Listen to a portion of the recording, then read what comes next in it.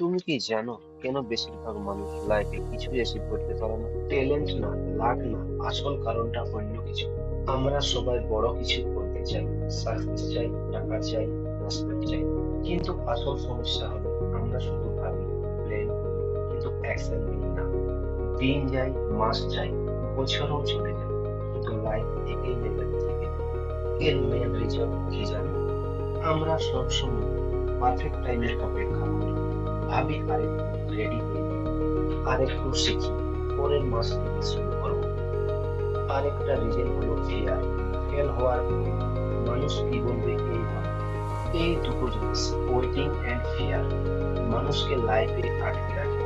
Solution খুব simple, start now. Perfect না হলেও স্টার্ট করো, স্মল স্টেপ নাও, ডেলি একটু একটু ইমপ্রুভ করো। রিমেম্বার, অ্যাকশন নিলে কনফিডেন্স আসে, আর বসে থাকলে শুধু ডাউন হয়। যারা আজ সাকসেসফুল তারা পারফেক্ট ছিল না, তারা শুধু স্টার্ট করেছিল। সো আজ থেকে ওয়েটিং বন্ধ করো, অ্যাকশন শুরু করো। কারণ don't wait for opportunity, create it.